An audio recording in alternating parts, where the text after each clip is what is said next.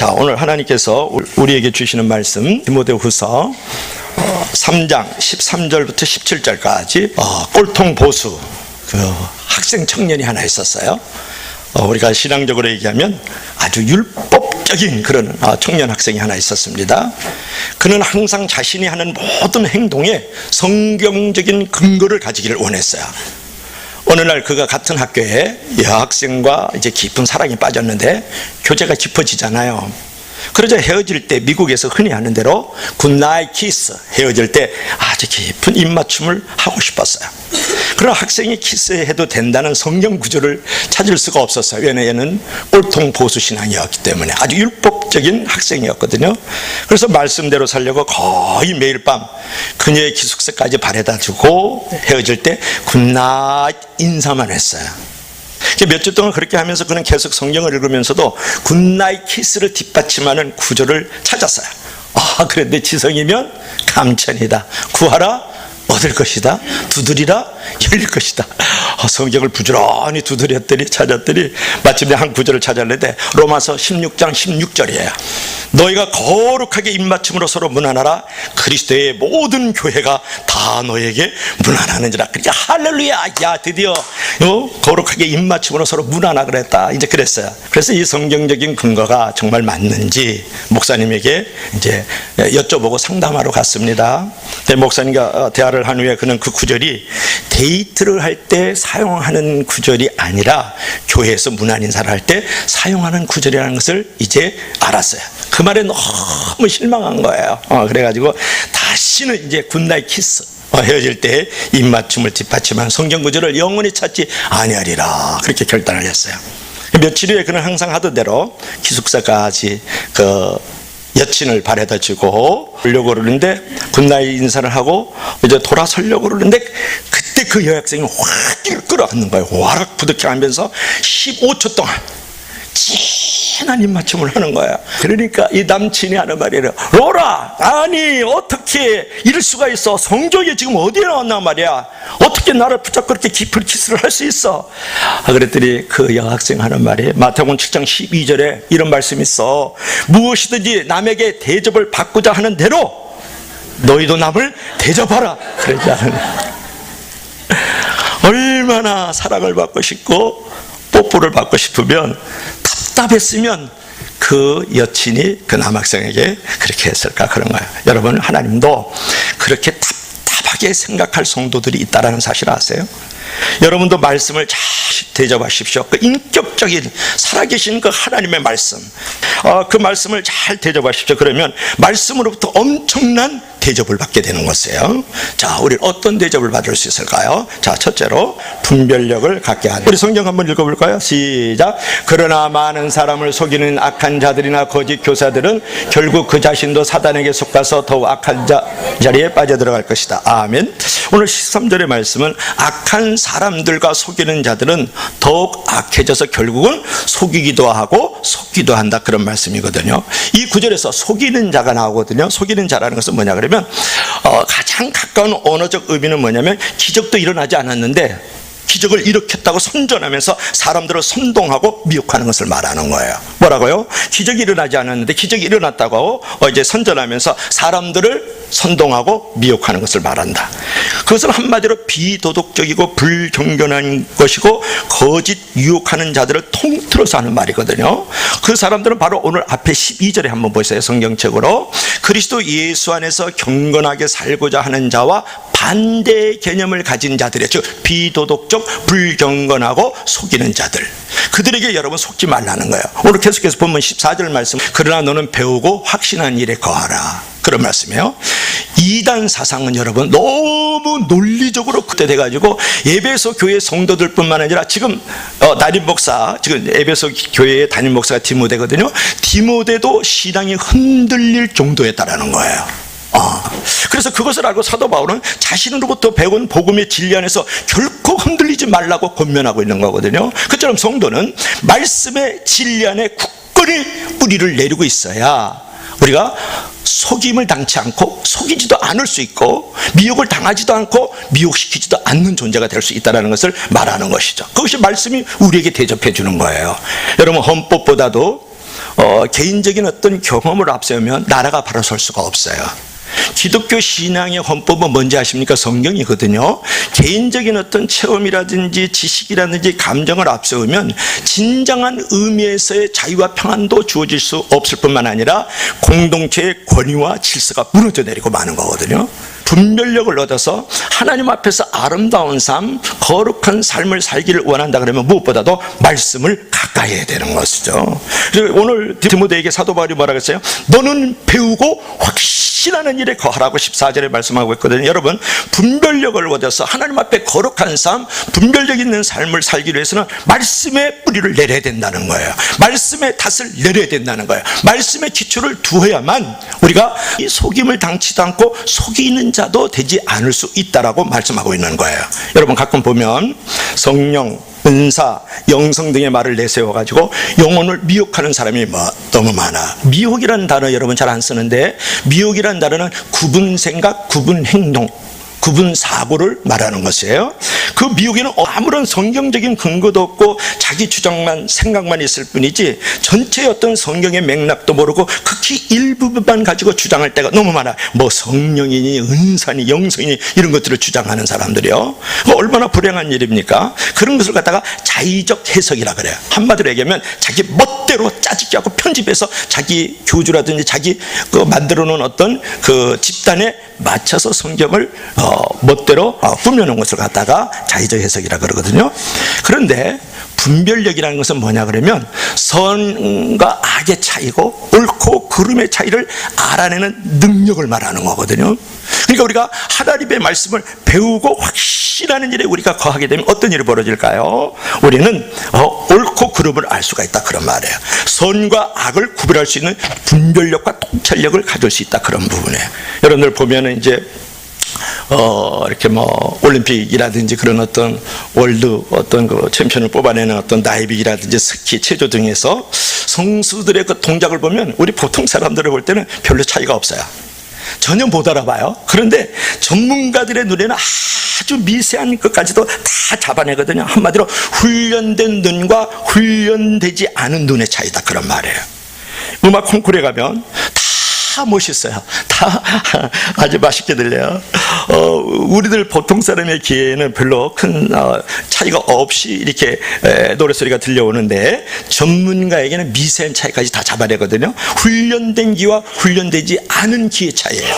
커피 매니아들은 알아요. 이 커피가 이래서 맛있고 값진 거고 귀한 거다 이렇게 하는데 이 커피는 어디 산이다 또 어떻게 만들었다는 까지 다 알 수가 있단 말이야. 그것이 훈련된 입과 훈련되지 않은 입의 차이다 그런 거래요. 여러분, 내가 말씀을 듣고 말씀을 배우고 말씀을 공부하게 되면 배우고 확신한 일에 거하게 되면 어떤 일이 벌어지냐 그러면 그 말씀을 들을 때 말씀 전문가들에게는 이단이냐 정통이냐 그런 미세한 차이까지도 다 읽을 수 있다는 거야. 이 말씀이 옳으냐 그러냐 악한 것이냐 선한 것이냐 그걸 다 알아낸다는 거예요. 즉 하나님의 말씀을 훈련받은 사람과 하나님의 말씀으로 훈련받지 않은 사람들의 차이를 우리가 알 수 있다는 거예요. 그래서 우리가 성경을 정말 우리가 배우고 확신하는 일에 성경을 인격적으로 대접을 하면 성경은 속이기도 하고 속기도 하는 인생의 도상에서 우리를 바르게 살아가게 하는 줄로 믿을 수 있기를 바랍니다. 그러므로 말씀을 가까이 하십시오. 말씀의 뿌리를 내리십시오. 말씀의 기초를 두십시오. 그럴 때 통찰력과 분별력을 얻어서 나를 살리고 너를 살리고 우리라는 공동체를 살아나게 하는 줄로 믿을 수 있기를 바랍니다. 자, 두 번째로는 따라합시다. 지혜를 얻는다. 자, 우리가 하나님의 말씀을 대접하면 어떤 대접을 받을까요? 지혜를 얻게 된다. 성경 한번 볼까요? 또 어려서부터 성경을 알았나니 성경은 능히 너희로 하여금 그리스도 예수 안에 있는 믿음으로 말미암아 구원에 이르는 지혜가 있게 하느니라. 아멘. 어려서부터 성경을 알았다. 누가? 디모데가. 그 다음에 그 성경은 구원에 이르는 지혜가 있다. 이렇게 말씀하고 있어요. 즉 성경으로서 우리가 대접하면 말씀으로서 우리가 대접을 하면 어떤 일이 벌어진다? 지혜를 얻는다는 거. 어떤 부분에? 구원을 얻는 지혜를. 근데 특별히 오늘 성경을 보니까 어려서부터 성경을 알았다 그랬죠? 누가? 디모데가. 디모데는 어려서부터 외조모 로이스 어머니 유니게로부터 바른 성경 교육을 받았어요. 한마디로 두 여인인데 할머니하고 엄마한테 바른 성경 교육을 받았단 말이에요. 그가 어렸을 때 배운 성경은 구약 성경이에요. 그 당시에는 신약 성경이 나올 때가 아니니까요. 구약 성경은 예수 그리스도를 믿음으로 구원을 얻는 길을 알려주었다, 그런 부분이에요. 이 구절을 보면 자녀 믿음의 교육이 얼마나 우리에게 중요한지 몰라요. 여러분, 디모데는 이방 땅에서 이방인의 아버지와 유대인의 어머니 사이에서 태어났거든요. 유대인들은 부계보다도 아빠보다도 모계, 엄마를 중시해서 외국인과 결혼할 때 어머니가 유대인이면 유대인 취급한다는 거 아시죠? 그렇지만 어머니가 이방인이면 아빠가 유대인이라도 자녀를 유대인으로 인정을 하질 않아요. 그것이 바로 유대인의 풍습이거든요. 그만큼 아이의 인격과 신앙 형성에는 어머니의 영향이 크다라는 거예요. 제가 우리 손자 다니엘을 보니까 말이요, 하루 종일 엄마의 무릎 앞에 있고 엄마의 가슴에 안겨 있어요. 어머니의 무릎이 교실이에요. 엄마의 젖이 걔에게는 영혼의 양식, 육신의 양식이란 말이에요. 그만큼 엄마는 전부일 수 있다. 그것이 바로 유대인들이 벌써 알고 있었던 거거든요. 우리는 뭐라 그래요? 3살 버릇 8까지 간다 그러잖아요. 그런 내용이거든요. 디모데의 할머니 로이스와 어머니 유니게는 이방 땅에서 이방 문화에 접하면서도 이방인과 살면서도 바른 신앙을 잃지 않고 그 믿음을 디모데에게 말씀으로 전수시켜줬다라는 거예요. 두 여인이, 할머니하고 엄마가. 여러분, 결국은 이제 디모데는 어떤 존재가 되었냐 그러면 아주 젊은 사람으로서 눈에 띄어가지고 초대교회 대표적인 에베소교회 담임 목사가 되는 거예요. 이와 비슷한 사람이 있어요. 지난주에도 얘기했습니다마는 에브라함 링컨. 에브라함 링컨은 두 여인이 에브라함 링컨 대통령을 만들었거든요.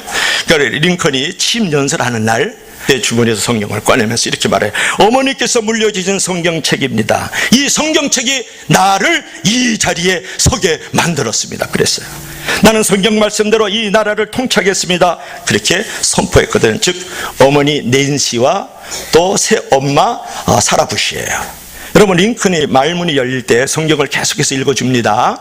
그런데 그 어머니가 그 옆에 여러분이 볼 때 왼쪽에 있는 에브라함 링컨이 9살 때 어머니 낸시가 죽을 때 이런 말을 해요. 내가 여러 번 읽어서 낡은 성경이지만 100만 평의 에이커보다도 하나님의 말씀인 성경을 너에게 물려줄 수 있어 기쁘다. 너는 부지런히 성경을 읽고 성경 말씀대로 사는 사람이 되어다오. 이것이 나의 마지막 부탁이다. 그랬단 말이에요. 여러분들도 그러한 유언이 있길 주의 이름으로 간절히 부탁합니다. 여러분, 어머니는 그를 잊지 못할 때에도 끊임없이 기도와 말씀을 들려주셨다고 고백을 해요. 그래서 나는 희망과 꿈을 잃지 않게 되었다. 나의 어머니는 천사와 같은 존재였다. 그렇게 말을 하거든요. 이제 여러분이 봤을 때 오른쪽에 있는 게 새엄마 사라부시거든요. 그 사라부시가 링컨이 옷을, 이렇게 낡은 옷을 이제 잘 이렇게 수선을 해가지고 입혀줄 때에 이런 얘기를 해요. 아브라함 링컨, 너는 왜 아브라함 링컨이라 그런 줄 알아? 왜 아브라함이라고 그걸 붙였는지 몰라. 그러니까 이 녀석이 쭈삣쭈삣 하면서 얘기를 잘 못해요. 그랬더니 그때에 이 사라부시가 그 아브라함에게 그런 말을 해요. 새엄마잖아요.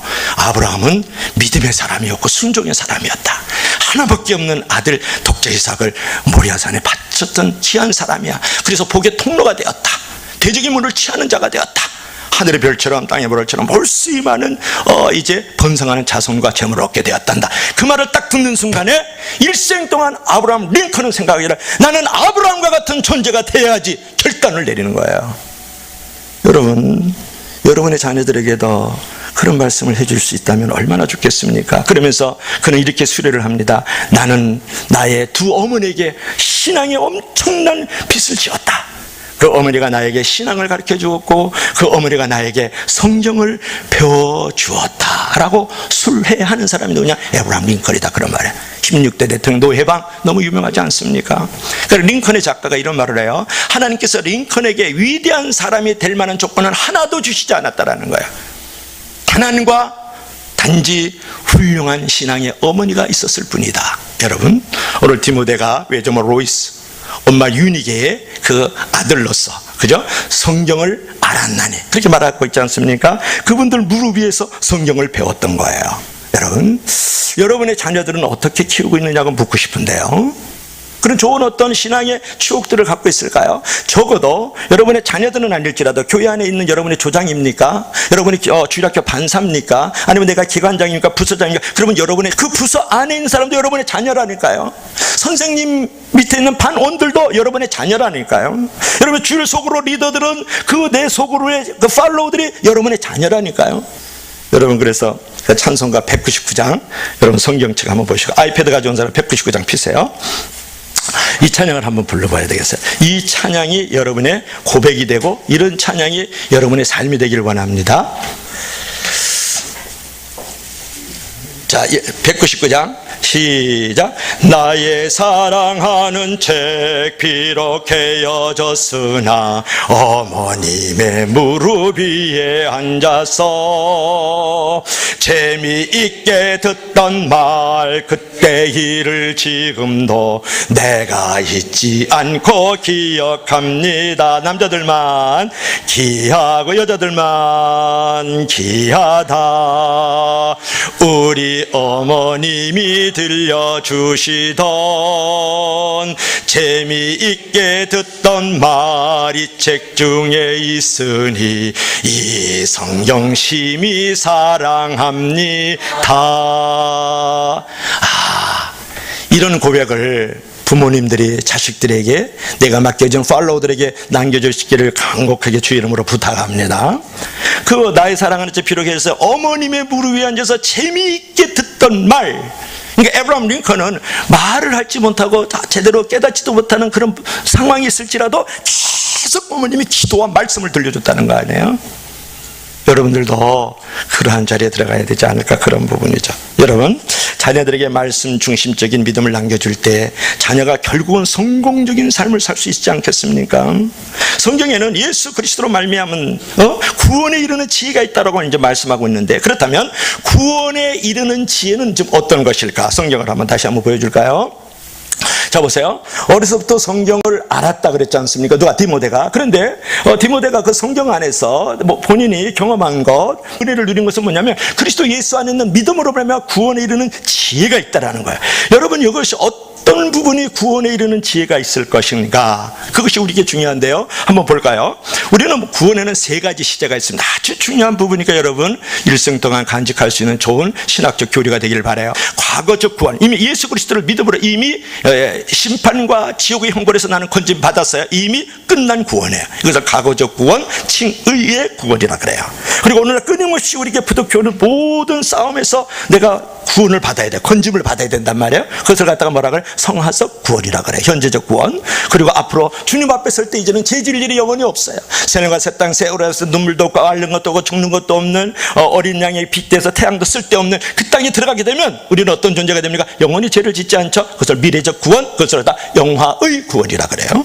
여러분, 우리는 죄악의 대가인 형벌에서부터 이미 구원을 받았어요. 그렇죠? 죄악의 세력으로부터 지금 구원을 받았어요. 그리고 이제 주님이 다시 오실 때 우리는 죄의 존재 그 자체에서 완전한 구원과 해방을 얻게 되는 것이에요. 그래서 우리는 이렇게 말할 수 있어요. 우리는 구원을 받았다고 말할 수 있고, 과거적 구원, 지금도 구원을 받고 있다고 말할 수 있는 현재적 구원이 있고, 앞으로는 영원히 자유와 해방을 얻을 수 있는 구원을 받을 것이라고 하는 미래적 구원을 우리가 말할 수 있어요. 그러므로 우리가 성경은 이제 어떻게 생각할 수 있냐 그러면, 오늘날 이제 현재 죄악의 세력으로부터 우리가 구원을 받는 그것이 성경 안에 들어가 있고, 그 다음에 앞으로도 영원히 죄를 짓지 않고 구원과 자유와 해방을 얻을 수 있는 천국에 들어가는 것도 성경에 들어가 있고, 이미 예수 그리스도를 믿음으로 말미암아서 나는 구원을 받은 존재인 것도 성경에 있단 말이에요. 그래서 성경 안에는 예수 그리스도를 믿음으로 말미암은 구원의 지혜가 있다라는 말은 뭐냐면, 내가 과거나 현재나 미래의 모든 것을 책임질 수 있는 지혜의 교과서다. 그거를 오늘 디모데가 고백을 하고 있는 것이다. 믿을 수 있으면 다 같이 아멘 하십시다. 자, 마지막으로 세 번째로는 우리가 성경을 성경으로서 보답을 하고 하나님의 말씀을 말씀으로써 우리가 보답을 하면, 대접을 하면 어떤 은혜가 있을까요? 유익하게 되고 온전케 되는 축복이 있어요. 자, 16절 17절 한번 읽어볼까요? 모든 성경은 하나님의 감동으로 된 것으로 교훈과 책망과 바르게 함과 의로 교육하기에 유익하니. 아멘. 그래서 모든 성경은 어떻습니까? 유익하다. 어떻게 하게? 교육하기에. 그런 부분을 우리가 마무리를 줄 수 있는 거거든요. 그러니까 17절도 한번 읽어봅시다. 다 같이 시작. 하나님의 사람으로 온전하게 하며 모든 선한 일을 행할 능력을 갖추게 하려 함이니라. 아멘. 옛날 성경에는 모든 선한 일을 행할 능력을 온전케 하려 합니다. 그렇게 또 나와 있어요. 자, 한번 봅시다. 여기서 모든 성경이라 그랬을 때 이거는 이제 구약 성경을 말하는 거거든요. 16절에서. 그러나 지금 우리 입장에서는 이제 신구약 전체를 우리가 모든 성경으로 봐야 돼요. 특별히 여기서 교훈 16절에 한번 봅시다. 교훈이라는 말은 뭐냐면 교훈과 책망과 바르게 함과 의로 교육하기에 유익하다 그랬지 않습니까? 그래서 교훈이라는 것은 뭐냐면 하나님의 말씀으로 바른 신앙으로 올바로 가르치는 것. 그 다음에 책망이라는 말이 나오는데 책망은 뭐냐면 말씀의 근간꾸지람. 그 다음에 바르감이라는 것은 뭐예요? 목적을 지향하는 건데 죄와 허물을 올바로 지도하는 것. 그 다음에 교육이 나오죠. 교육이라는 것은 훈련의 측면을 강하게 말씀하고 있는 거예요. 하나님의 말씀을 듣고 끝나는 것이 아니라 들은 바를 행할 수 있는 존재로 만들어간다는 것을 교육이라는 단어를 쓸 수 있어요. 그 다음 온전케 하다는 것을 엑사르티조라는 말을 하는데 헬라어로 어떤 임무에 적합한 상태로 훈련되어지는 것. 여러분, 성경을 통해서 철저하게 훈련된 사람만이 하나님의 사람으로 적합하고 선한 일을 하는 일에 적합한 존재가 되어진다. 그렇게 말씀하고 있는 거예요. 여러분 혹시 기억할까요? 디모데전서 4장 13절의 말씀을 보면은 내가 이를 때까지 읽는 것과 권하는 것과 가르치는 것에 전념하라. 옛날 성경에는 창념하라. 그게 더 은혜가 돼요. 자, 16절 말씀 또 한번 봅시다. 내가 내 자신과 가르침을 살펴 이 일을 계속하라. 이것을 행함으로 내 자신과 듣는 자를 내가 구원하리라. 여기서 뭐라 그랬습니까? 내가 이를 때까지. 사도 바울이 내가 디모데야 내가 너에게 이를 때까지 읽는 것과 권하는 것과 가르치는 것에 창념하라, 전념하라. 그리고 이 일을 계속 하라는 거야. 삶과 이 가르침을 계속하면서 너 자신도 구원받고 내게 듣는 자도 구원하라고 지금 디모데에게 교훈하고 있는 것을 우리가 발견할 수 있어요. 자, 저는 이것은 무슨 말이냐면 한마디로 이것은 기본으로 돌아가는 말이에요. 저는 아직도 이렇게 참담하고 아주 비참한 그 광경을 잃지 않고 있는데, 삼풍백화점을 여러분 아시죠? 삼풍백화점을 무너지는 것을 보면서 기초가 얼마나 중요한지를 그때 배웠거든요. 기둥이 얼마나 중요한지를 배웠어요. 여러분, 그 삼풍백화점의 그 내부는 얼마나 화려합니까? 그러나 기초가 든든하지 않았어요. 건물을 세울 때 좋은 재료를 쓰지 않았어요. 건물 자체를 지탱할 수 있는 기둥을 바로 세우지 않았고, 또 이제 건물 자체를 지탱할 기둥을 화려함을 위해서 기둥을 잘라버린 거예요. 그래가지고 그 삼풍백화점이 무너져서 엄청난 대형 참사를 일으켰지 않습니까? 그런 까닭에 어느 순간 수많은 사람들이 허무하게 무너지고 비참한 자리에 들어가고 말았단 말이에요. 제가 왜 이런 말씀을 할까요? 여러분, 인생은 세우는 것과 잘라내는 것을 잘해야 돼요. 오늘 사도 바울이 디모데에게 하는 말이 내가 이를 때까지 너는 읽는 것과 권하는 것과 가르치는 것에 창념하라. 삶과 이 일을 계속해서 너를 성숙하게 만들어라. 그리고 내 자신과 너를 듣는 너 주변에 있는 모든 사람도 구원하게 하라 그랬거든요. 이것은 한마디로 기본을 잘 세우라는 거예요. 어떤 사람은 그래요. 내가 기도와 말씀의 기둥을 세워야 되는데 그 기둥을 잘라버려. 돈을 더 벌러 가. 자식 새끼는 더 공부시키고. 그래, 친구들하고 놀아. 문화생활을 한단 말이에요. 그러면서 정작 내가 해야 될 말씀의 기둥을 잘라버려. 기도의 기둥을 잘라버리고 봉사의 기둥을 잘라버려. 당신은 한순간에 당신이 가지고 있는 그 화려함이 무너져버리고 마는 거예요. 근데 어떤 사람은 반대로 내가 그렇게 바쁜 중에도 그렇게 불정한 가운데도 그렇게 조급함 가운데도 계속해서 기도의 기둥을 세워요. 말씀의 기둥을 세우는 거예요. 가르치는 것과 권하는 것과 또 이제 전도하는 것, 이런 부분에 계속 내가 기둥을 세우고 있다고요. 그럼 어떻습니까? 그 기둥이 나를 반석에 세운 집과 같이 지혜로운 인생과 큰 은혜의 축복의 자리로 나를 만들어가지 않아요.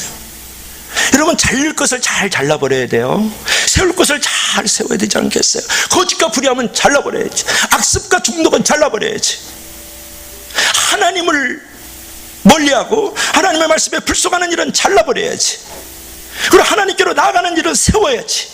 기도하는 일을 세우고, 말씀을 하는 일을 세우고, 봉사하는 일을 세우고, 전도하는 일을 세우고, 하나님과 몸과 마음과 시간을 드리는 일은 세워야 되지 않겠습니까? 그것이 지혜로운 자의 건축자의 모습이잖아요.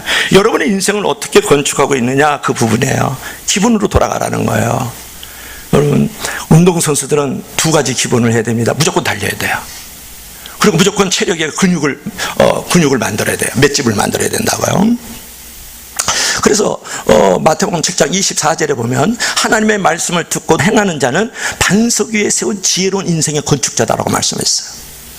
여러분, 그런 것이에요. 여러분들께서도 지금 읽는 것이라든지 성경을 공부하는 것이라든지 또는 묵상하는 거라든지 경건의 자리에 들어가는 거라든지 이런 것을 삶과 성습을 해서 계속 전심전력하라고 지금 디모데에게 사도 바울이 권면하고 있는 거거든요. 이제 그렇게 할 때 여러분의 인생에서, 여러분의 가정도, 여러분의 회사도, 여러분의 사업도 반석 위에 세운 지혜로운 건축자의 모습이 되는 거예요. 그것을 나를 만들어가고 그것이 나를 살려주는 역사가 일어나는 줄로 믿을 수 있기를 바랍니다. 그런 기초에, 그런 기둥이 있을 때 많은 것을 쌓아갈 수가 있어요. 그런데 내가 돈을 벌어야 되겠고, 또 인기를 얻어야 되겠고, 섹스는 즐겨야 되겠고, 또 문화생활도 해야 되기 때문에 하나님 앞에서 경건의 자리로 나아가는 것, 그 연습, 그 연단을 잘라버렸다. 그러면 어느 날 화려하게 있던 모든 것들이 한순간에 와르르, 와장창, 중장창, 왕장, 중장창 이렇게 나가잖아요.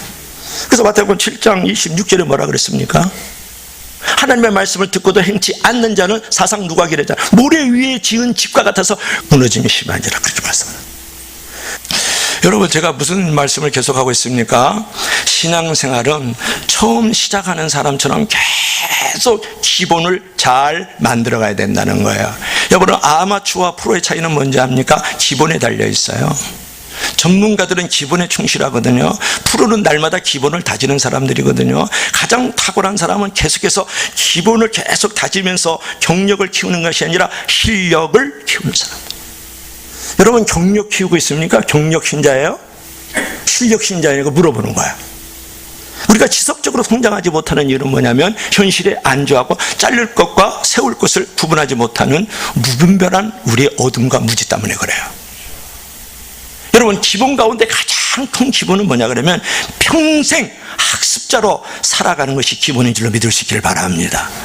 할렐루야. 그래서 오늘 사도 바울의 교훈과 책망과 바르게 함과 의로 교육하기에 유익하니 무엇이? 성경이요. 그래서 읽는 것과 전하는 것과 가르치는 것에 창념하고 이 일을 계속하라, 전심전력하라고 성경에 나와 있어요. 그래서 여러분들이 성경은 이렇게 나의 삶을 유익하게 만들어가는 것이다 라는 것을 우리가 이제 생각해 볼 필요가 있는 것이죠. 교훈과 책망과 바르게 의로 교육하기에 유익하다 그랬었을 때에 이제 세 가지 유형의 교인들이 있거든요. 첫 번째 교인은 어떤 교인이냐면 종속형 교인이 있어요. 모든 환경에 대해서 좌우되는 것, 좌우 흔들림 되는 것을 아주 요약을 하겠습니다. 환경에 좌우되는 종속형 교인이 있어요. 두 번째 교인은 환경에 무조건 반항하고 덤벼드는 교인이 있어요. 투쟁형 교인이에요. 무조건 해답도 없고 정답도 없는데 무조건 덤벼들어. 그건 투쟁형 교인이에요. 그 다음에 세 번째로는 환경에 이제 중심을 뒀다 그랬는데 초령 교인이 있어요. 하나님의 말씀이 우리에게 들어오게 되면요, 환경에 좌우되지 않아요. 하나님의 말씀에 내가 사로잡히면 환경에 대해서 반항하거나 저항하지 않아요. 그런 환경에 대해서 중심을 두고 그것을 초월하고 극복하는 역사가 일어나는 줄로 믿을 수 있기를 바랍니다. 그래서 성경은 우리에게 이렇게 좋은 이제 양약과 같고 양서와 같은 거예요. 이래서 좋은 성경을 가까이 대해야 되지 않겠어요? 그래서 무디가 그런 말을 했어요. 성경은 알물 위해서 주어진 것이 아니라 변화를 위해서 주어졌다. 성경은 알물 위해서 주어진 것이 아니라 삶을 위해서 주어졌다. 여러분, 말씀을 혹시 많이 아는 것에서 끝난다 그러면 당신은 행위주의고 율법주의적 신앙이에요. 말씀을 잘 아는 것도 중요하지만 말씀대로 실천하고 행함을 가지면서 사는 것은 더 중요해요. 그러면 말씀을 아는 것에서 말씀을 사는 것으로 전진하기 위해서는 어떻게 되겠습니까? 말씀을 읽는 것, 보는 것, 듣는 것, 공부하는 것, 묵상하는 것, 암송하는 이런 자리로 계속 공부하는 것이 최고로 내가 자라날 수 있는 비결이죠. 이런 자리에 들어가기를 주의 이름으로 간절히 축원합니다. 그래서 성경은 우리에게 유익도 주고 나를 온전케 만들어가는 귀한 것이고, 나를 인생을 이제 지혜롭게 쌓아가는 건축자의 좋은 모습을 만들어간다. 오늘 결론을 맺어야 되겠어요. 오늘 이제 겨울이 됐어요. 철새들이 남쪽으로 날아가다가 배가 고파요. 그래가지고 철새 대장이 말하잖아. 얘들아, 저 밑에 옥수수 좀 뜯어먹고 가자. 그래서 옥수수를 배불리 먹으니 다시 날아가는데, 그때 철새 한 마리가 이 맛있는 옥수수를 두고 어떻게 떠나냐, 내일 떠나자. 그러면서 계속 옥수수밭에 남았다잖아요. 다음날 그 철새는 떠나야 된다는 것을 알았지만 또 중얼거리죠. 이 맛있는 음식을 떠나고 뭐하러 공중비행하냐, 그냥 그러면 비행 철새 된다. 그냥 내일 떠나자. 그렇게 밤낮 떠들고 이제 떠난다고 결심만 하다가 첫눈이 내리자 철새는 진짜 결심을 했죠. 이제 떠나자. 그런데 그동안 옥수수를 너무 많이 잡숴가지고 날개줄지에 살이 붙어가지고 날 수가 없었다. 그래서 첫눈 내리는 날 철새는 눈에 파묻혀 돌아가셨다. 사람들은 대개 자신이 무엇을 하고 무엇을 추구해야 되는지 알아요. 그러나 여러분, 철새처럼 내일 하자 결심만 하다가 소중한 시간을 다 버리고 리그레이트, 후회하는 경우가 너무 많잖아요. 자, 내일 하자는 말을 여러분 주의하십시오. 내일의 찬란한 꿈과 사명을 가지고 지금 하자, 오늘부터 하자. 이렇게 성경 읽기, 성경 공부, 성경 묵상, 성경 암송, 교훈과 장막과 바라감과 의로 교육하기 유익할 성경을 가까이 하자, 공부하자, 교육을 받자. 이렇게 여러분이 선포하고 지금 출발을 해야 된다는 거예요. 성경은 우리의 삶을 가장 성공적으로 만들어가는 지침서입니다. 성경은 믿는 성도에게 여행자의 지도와 같고, 순례자의 지팡이와 같고, 배의 나침반과 같고, 군인의 활과 같고, 나무로 말하면 깊은 뿌리와 같은 것이다. 항상 성경을 가까이 함으로 여러분이 성경으로 말미암아서 통찰력 있고 분별력 있는 삶을 살아가고, 그 성경으로 말미암아서 구원에 이르는 3대 지혜를 얻기를 바라고, 또 성경으로 말미암아서 정말 유익하고 복된 삶을 만들어가는 저와 여러분들이 되기를 주의 이름으로 간절히 축원합니다.